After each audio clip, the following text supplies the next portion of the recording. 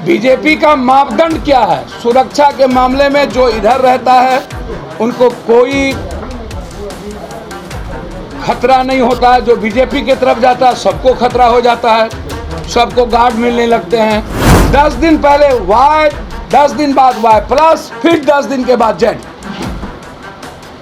BJP का ये character, मैं उसी में ये जानना चाहूंगा कि क्या बीजेपी एक वॉशिंग मशीन है? बीजेपी के साथ ममता दीदी थी तो झांसी की रानी अलग हो गई तो भ्रष्टाचार। बीजेपी के साथ इस देश के लिए आतंकवाद का सबसे बड़ा नाम जिसको बीजेपी खुद कहती थी महबूबा जी साध्वी, वो अहिल्या हो गई, वो क्रांतिकारी हो गई, उससे अलग चली गई तो फिर आतंकवादी हो गई। कि क्या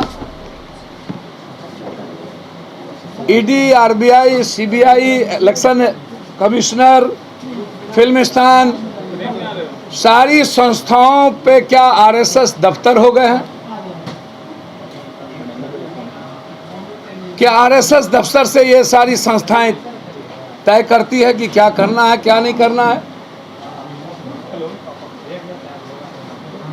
बीजेपी का मापदंड क्या है? सुरक्षा के मामले में जो इधर रहता है उनको कोई खतरा नहीं होता है, जो बीजेपी की तरफ जाता है सबको खतरा हो जाता है, सबको गार्ड मिलने लगते हैं। जिनको घर में उनके कुत्ते से उनको कोई खतरा ना हो। एक आदमी देखता जिनको ना हो। 10 दिन पहले वाई, 10 दिन बाद वाई प्लस, फिर 10 दिन के बाद जेड। बीजेपी का ये कैरेक्टर, मैं उसी में ये जानना चाहूंगा कि क्या बीजेपी एक वॉशिंग मशीन है?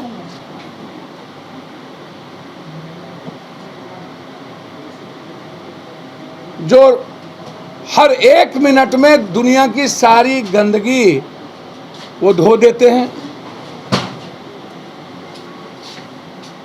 बीजेपी के साथ ममता दीदी थी तो झांसी की रानी अलग हो गई तो भ्रष्टाचार। बीजेपी के साथ इस देश के लिए आतंकवाद का सबसे बड़ा नाम जिसको बीजेपी खुद कहती थी महबूबा जी साध्वी, वो अहिल्या हो गई, वो क्रांतिकारी हो गई, उससे अलग चली गई तो फिर आतंकवादी हो गई।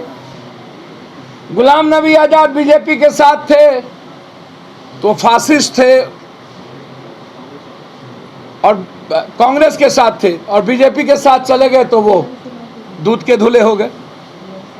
जिस बीजेपी ने सबसे पहला एलाइज और जिसके साथ बीजेपी सबसे नंबर 1 हुआ, बाला साहब ठाकरे, उद्धव ठाकरे, जब तक वो साथ थे तब तक उनके दरवाजे पर चरणोपात होता था।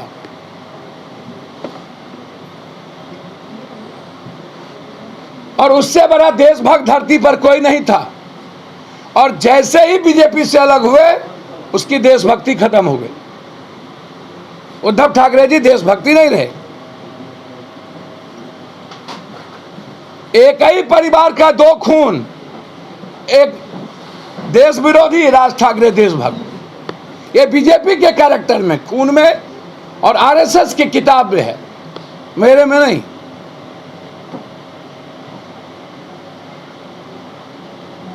जब मायावती जी उनके साथ थी तब काशीराम जी और बाबा साहब अंबेडकर के दलित क्रांति के जनक थे। जैसे अलग हुई, दुनिया की सबसे भ्रष्टतम नेता बता दिया गया।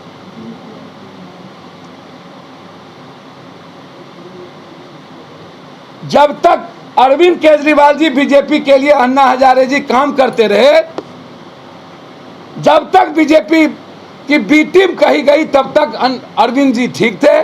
और जैसे ही अरविंद केजरीवाल जी के पंख उड़े और 1 से 2 जगह चला गया, अरविंद केजरीवाल दुनिया के सबसे बड़का चोर हो गए। अकाली दल तीसरा एलाइज था बाला साहब ठाकरे के बाद जो बीजेपी के साथ लंबा था, अकाली दल जब तक बीजेपी के साथ रहे उनका पैर छूते नरेंद्र मोदी बादल साहब का नहीं थकते थे, और जैसे अलग हुए वो सबसे बड़का चोर हो गए। लालू यादव जी बीजेपी लालू यादव के साथ यहां थे।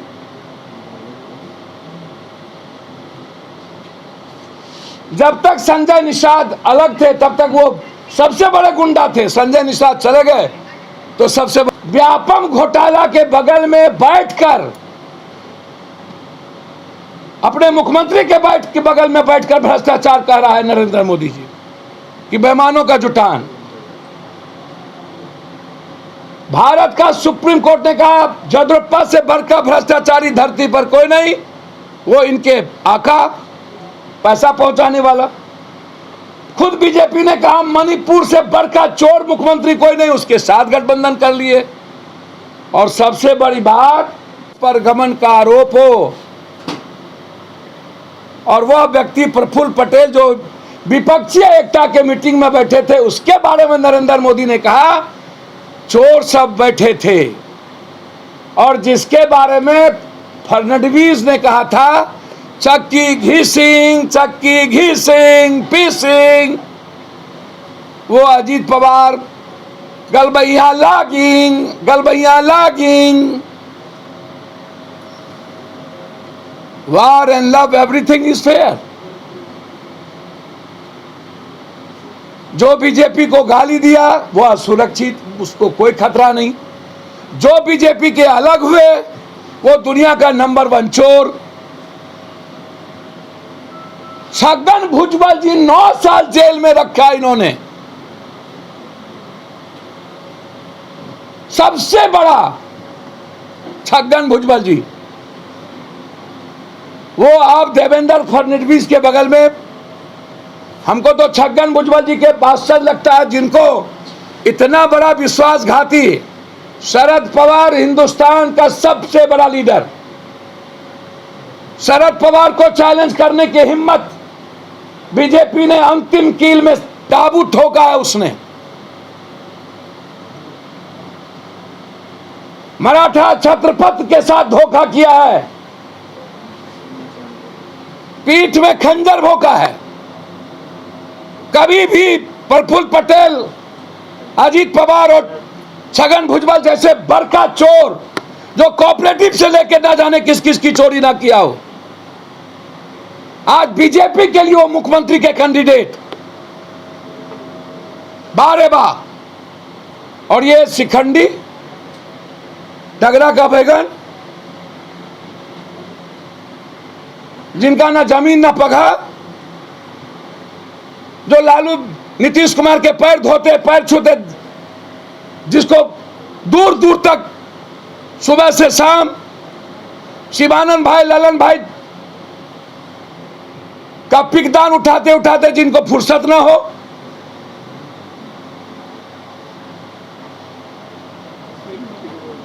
और वह आदमी जिसकी बहन अपने डिप्टी सीएम के बदौलत बड़का घोटाला किया हो, जो बाढ़ में अपने सिक्योरिटी और पड़ोसी को छोड़ के भाग जाए, वह आदमी वीडियो दिखा रहा है जो संगे संग गाल चराए, बड़ों के बाप, कन्यों के बाप, चित भी मेरी पट भी मेरी, ना मोगी ना मर्द, जिनकी दुकान लालू यादव को गाली देते ना थकती हो, जो दुनिया को पता हो। अरे नेताजी, आपको सबसे ज्यादा गाली देने वाला का आडवाणी जी को आप क्यों भूल रहे हो? आपको हार्दिक पटेल, क्या नहीं महबूबा आपको बोलती थी?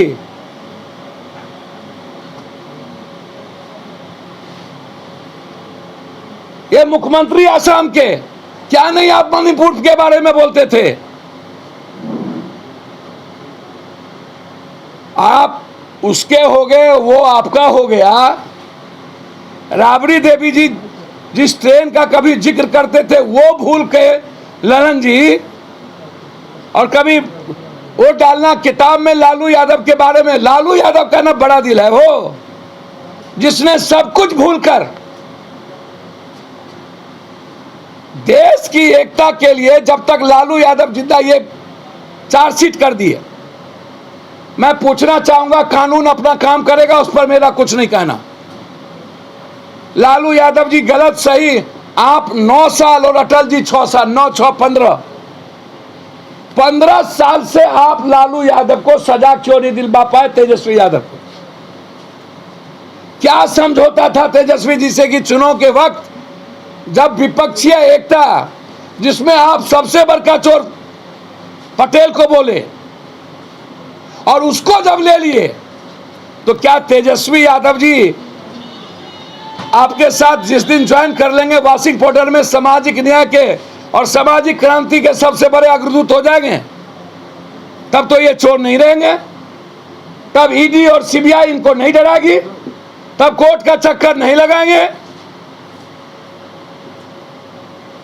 अब तो ईडी और सीबीआई छगन भुजबल और 77,000 करोड़ के जो आरोपी हैं, अजीत पवार और प्रफुल्ल पटेल के घर तो आपको कोई नहीं जाएगा। अब उनको Z+ की सुरक्षा मिल जाएगी, जिसको आप एजुकेशन मंत्री से निकाल दिए, हटा दिए, सिर्फ यह कह करके। मेरा सीधा सवाल है, जो घटना घटी और जो सबसे बड़का चोर को लेकर डिप्टी सीएम और सीएम बनाने की तैयारी, और अंतिम में सतपाल जी का वो बयान 150 करोड़, और अदानी में टोटल पैसा मोदी जी का है। सतपाल जी का वो बयान यदि गलत है तो सतपाल जी की गिरफ्तारी क्यों नहीं, एफआईआर क्यों नहीं? सतपाल जी की जांच क्यों नहीं? यदि गलत है तो अदानी की जेपीसी की जांच क्यों नहीं? 56 इंच का सीना, और इन्हीं के गवर्नर ने इस पर आरोप लगाया हो कि पुलवामा करवाया। इन्हीं का गवर्नर आरोप लगाया कि वो अदानी का पैसा नहीं है। सबसे बड़ा भ्रष्टाचारी हमरी बिल्ली हमी से मियाओ आंख दिखा रहे। अरे दादा, कौन रोका था आपको कैब फायर करने से? यह सवाल पूछेगा, और यह सवाल है इधर चोर तो उधर साधु कैसे? यह सवाल है इधर खतरा नहीं तो उधर खतरा कैसे? यह सवाल है कि सब चोर आपके साथ क्यों? यह सवाल है कि भारत में ना तो आप बात करते हैं महंगाई पर, ना तो किसान पर, ना तो राइट ऑफ वर्क पर, एजुकेशन पर, ना हेल्थ पर, ना तो पेट्रोल डीजल पर, ना तो करेंसी पर। आप हमेशा हिंदू मुसलमान की नफरत की बीज और पैसे के बदौलत और ईडी सीबीआई को अपना वर्कर बना करके हिंदुस्तान में विपक्ष को टारगेट करना, ये दुनिया देख रही है। इसका जवाब भारत की जनता देगी। शुरुआत बिहार से हुई है। बिहार न कभी डरता है, ना नीतीश डरेगा, ना लालू। मैं सिर्फ, मेरा सवाल है, यदि चोर है, गलत है, तो आप 9 सालों से कहां थे? यह सवाल पप्पू यादव का है।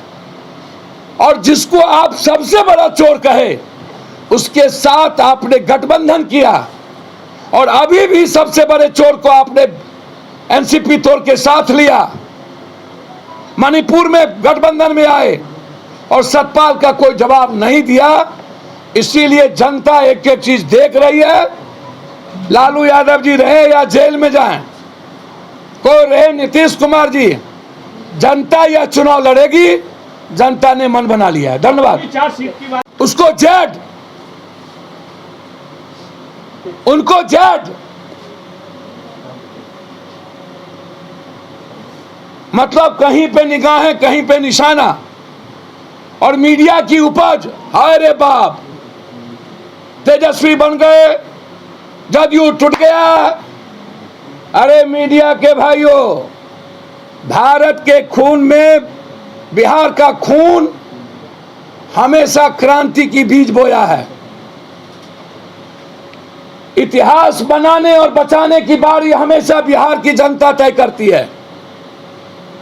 चाहे महाभारत हो, चाहे सीता, चाहे गुरु गोविंद हो, चाहे गुरु नानक, चाहे महावीर हो, चाहे बुद्ध, चाहे चाणक्य हो, चाहे वैशाली समाजवाद का जनक, चाहे नील की महात्मा गांधी हो, चाहे जेपी, चाहे सबसे बड़ी दुनिया को दिशा देने वाला विक्रमशिला नालंदा हो, या चाहे शून्य, चाहे धरती पर आर्थिक आजादी की लड़ाई राजा चंद्र अशोक से शुरुआत मगध की धरती किया हो, और आज पुनः एक बार इतिहास को बचाने, पुनः एक बार संविधान और लोकतंत्र को बचाने, पुनः एक बार हिंदुस्तान की स्वतंत्र विचारों की, सभी जाति धर्म वर्ग मजहब की रक्षा के लिए, क्षेत्रवाद की रक्षा के लिए, मणिपुर को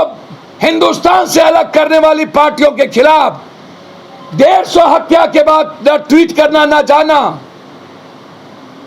और हमेशा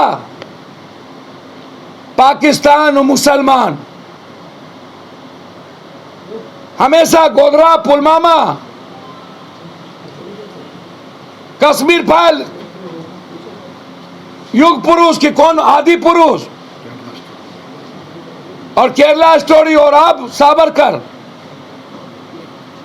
ऐसी विचारधारा वाला जो कभी हिंदुस्तान में विकास की राजनीति ना की हो, मोहब्बत की, भारत में नफरत का बीज बोने का काम किया, उस नफरत और इतिहास को खत्म करने के लिए नीतीश और लालू यादव जी का प्रयास शुरुआत हुई है। और हिंदुस्तान में कांग्रेस और सभी क्षेत्रीय पार्टी के साथ भारत को मुक्त और भारत की आजादी से मुक्त, जो आज नफरत के बीज बो के उसे अंधविश्वास की ओर लोग गया, उसको खत्म करेंगे।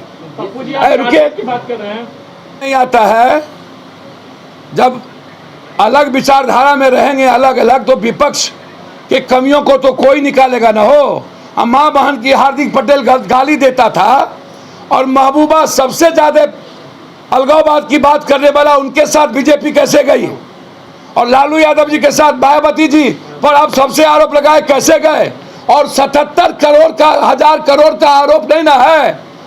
और मैं ये बात दिल से कहता हूं, ये तो छोटी बातें थी। लालू यादव और नीतीश कुमार जी के बीच वैचारिक छोड़ व्यक्तिगत दुश्मनी शुरू हो गई। राबड़ी देवी जी ने क्या नहीं ललन सिंह जी के बारे में बोला, और ललन सिंह जी ने सबने शिकवा छोड़ इतिहास और देश के 140 करोड़ के लिए जब एक हुआ है, तो ये तो पहले से पता है सबको कि शिवानंद जी, ललन जी और ये लोग एक होकर के लालू यादव के विरोध में थे, और सब गिला शिकवा के आए। जब लालू यादव ने माफ कर दिया, ललन सिंह माफ कर दिया, तो इस डगरा के बैगन बिना पेंदी का जो लोटा है, जिसका ना अपना जमीन जगह, उसके पेट में दर्द क्यों? क्या Nitish Kumar chargesheeted deputy CM के साथ काम करेंगे? सर, मुझको तो समझ में नहीं आता है। नरेंद्र मोदी जी 77,000 करोड़ के आरोपी, जो प्रफुल्ल पटेल और अजीत पवार, और जिसको जेल में ठूस के रखा, उसको मंत्री बनाकर अब मणिपुर में जाकर सबसे ज्यादा गाली दिया नरेंद्र मोदी, वहां के मुख्यमंत्री को गठबंधन कर लिया, और बीजेपी आरएसएस के खिलाफ सबसे बड़ा वैचारिक दूरिया महबूबा को जब अपने उनके जाकर के गोदी में बैठ गया, तो आप राजनीति और वैचारिक बात आप हमको बताएंगे? मैं कॉम्प्रोमाइज करते हैं आपको लगता सर, मुझको मैं एक बात बहुत क्लियर बता दूं आपको, ये नीतीश कुमार जी जान चुके हैं 2024 में राजद और जदयू को झगड़ा लगाने के लिए ऐसे समय में इन्होंने कहीं पे निगाहें कहीं पे निशाना, एक तीर में 2 बार बीजेपी ने करने की प्रयास किया है। और जब नीतीश कुमार समझ चुके हैं, लालू यादव ने भी कह दिया दाल नहीं गलने वाली, तो आप बेफिक्र रहिए, लालू जी नीतीश कुमार जी को काम करने दीजिए, चिंता ना करिए। नीतीश कुमार जी का और चीज मैं कहूँ न कहूँ, परसेप्शन जिंदा है, था और रहेगा। सर, संतोष माझी को Y+ की सुरक्षा दी गई है। सर धन्यवाद, सबको अधिकार है। मैंने पहले कहा कि जो इधर रहेंगे उनकी सुरक्षा छीनी जाएगी, उनको खतरा नहीं है। इधर रहने वाले बेईमान चोर सब हैं, उधर रहने वाले सब राम रहीम और आसाराम बापू हो गए, संत हो गए, उधर रहने वाले सब। इसीलिए राम रहीम आसाराम के बारे में कुछ मत बोलिए। लेकिन जिस तेजस्वी यादव को लालू क्या कहूँ कि कानून काम करे, चोर होगा गलत होगा तो जेल जाए। सॉफ्ट दिख रहे हैं, मैं कोई सॉफ्ट नहीं हूँ। मैंने कहा 9 साल तक कहाँ थे। मैंने कहा कि ये सर प्रफुल्ल पटेल के लिए क्या थे। मैंने अजीत पवार के लिए बोला क्या थे। मैंने कहा मायावती के साथ इन्होंने बनाया। कोई सॉफ्ट नहीं है। सॉफ्ट बीजेपी थी, चुनाव के वक्त इनकी दोगलई क्यों, मेरा ये सवाल है। सर महागठबंधन जब से बना है तब से और सीबीआई के जरिए विपक्ष को और कांग्रेस को कमजोर करने के लिए ईडी और सीबीआई का पूरा शरणस्थली बीजेपी हो चुकी है। कान ऐसे न पकड़ो, कान ऐसे पकड़ो। मैंने पहले ही बोला कि कहीं पे निगाह कहीं पे निशाना, कुछ सीधा कुछ पीछा। अजीत पवार एक नाथ लालू दिलवा सकते हैं महाराष्ट्र में। नरेंद्र मोदी और आरएसएस वोट का बंटवारा कैसे होगा वो कोई कुकर्म करेंगे। अजीत पवार एक नाथ शिंदे महाराष्ट्र में वोट दिलवा सकते हैं कि वोट अजीत पवार सर शरद पवार से बड़ा मराठा नेता, हिंदुस्तान का आज के डेट में सबसे बड़ा नेता, मजबूत नेता, उसको चैलेंज, जिसने खंजर भोगा है ना, उसको शिकंडी के तरह मरना पड़ेगा। एक विधायक वापस आ गए हैं। विधायक नहीं आए हैं, एमपी भी आ गए, सब वापस आ जाएंगे।